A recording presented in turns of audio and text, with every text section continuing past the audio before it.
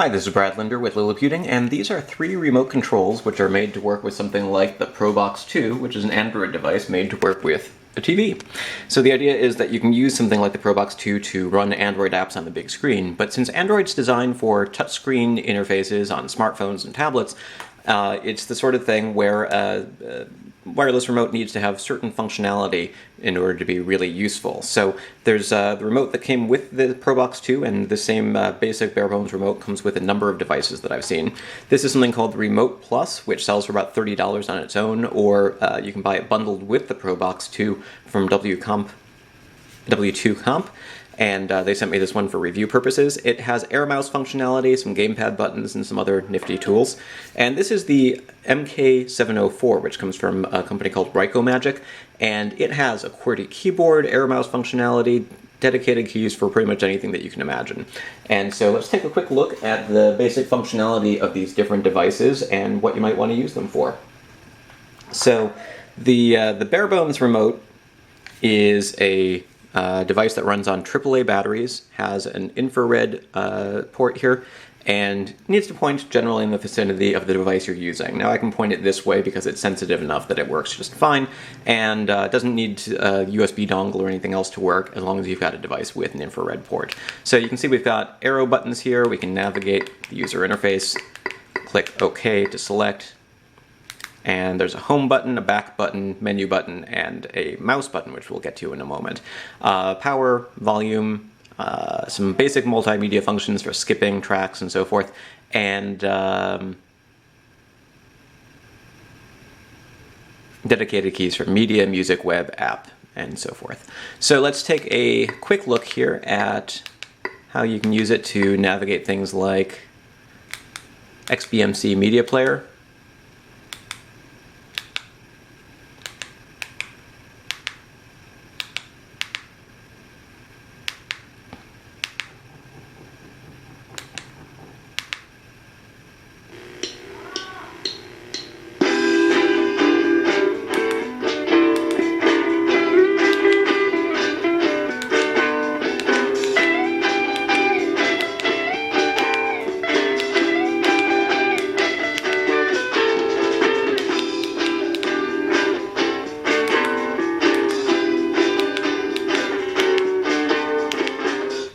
So there's your basic functionality. Now, as I mentioned, this also has a sort of mouse function, but it's not the most useful mouse function I've ever seen, because you press the button, and then you get a little cursor that shows up on the screen, but you have to press and hold the arrow keys and move it to where you want it to be in order to use it. Doing things like entering text using the on-screen keyboard can be really painful and tedious when you're in air mouse mode. So for basic media functionality, if you're using something like XBMC, this will do, but you might want something with a little bit more capability for other activities. So let's take a look at the Remote Plus, which comes with the ProBox 2 when you buy that bundle, or you can buy it separately for about $30. This one has air mouse functionality and also has these dedicated buttons for selecting and arrow keys. So again, we can use XBMC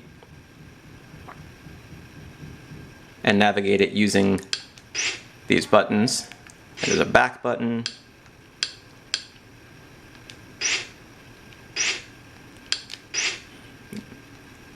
generally pretty responsive. You were busy? No. She calls you today, she doesn't make a plan for tomorrow? And a home button to exit. What really makes this one special, though, I think, is the air mouse functionality, which lets you select applications. And now, if we wanted to use that on-screen keyboard, we could more easily sort of bounce this around and say,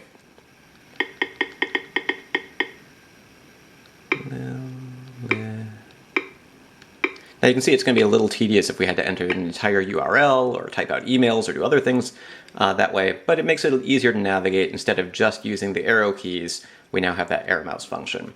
Actually, before I exited, I meant to do one more thing there. So to show you the internet again, and let's pull up the URL bar, and you can see that there's a microphone icon.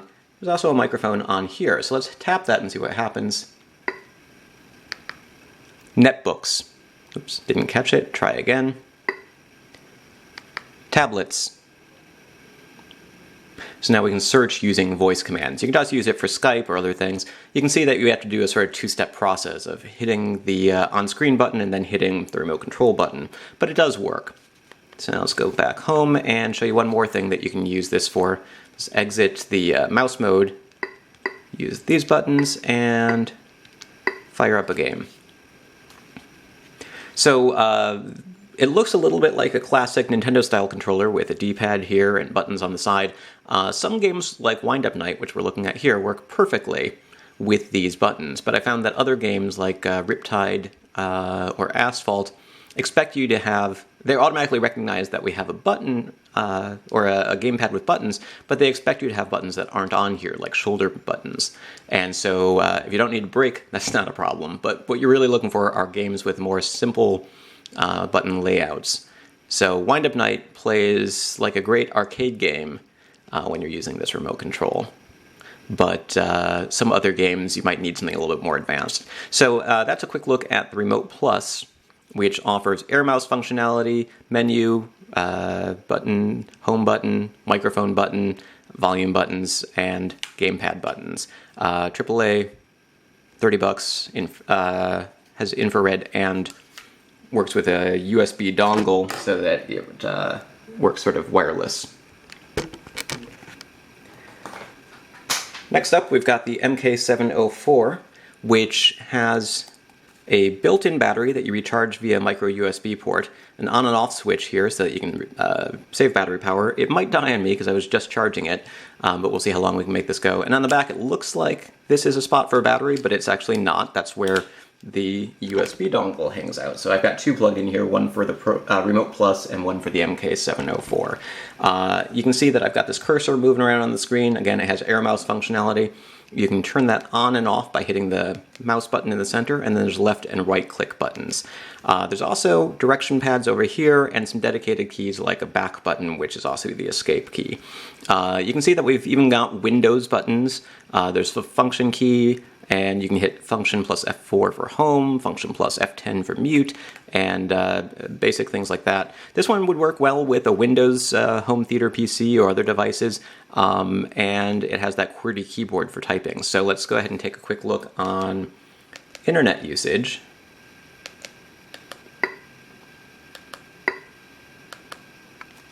This time we can now just use the keyboard to type, and it's a lot faster. I wouldn't want to send long emails or write the Great American Novel on this, but it does work for basic functions.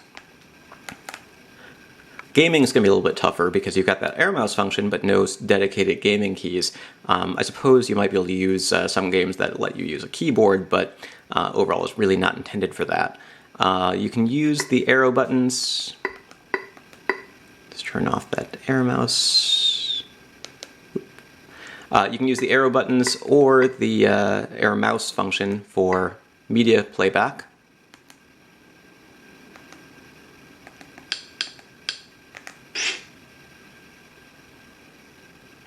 So I'm online at the supermarket.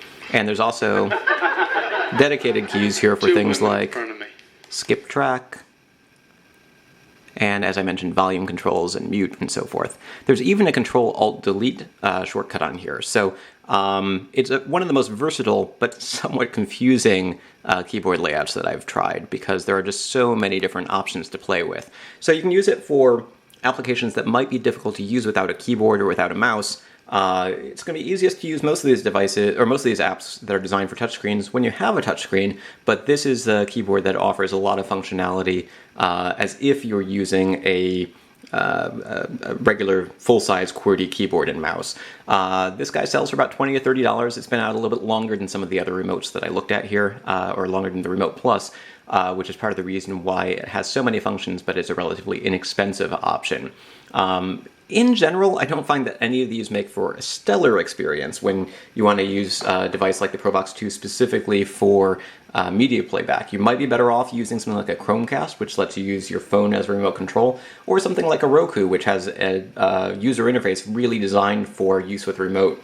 Eventually, Android TV is going to be coming out this fall, and Google's going to have a more remote-friendly user interface. Until then, these are three of the options that are available for making your own HTPC. This is Brad Linder with Liliputing.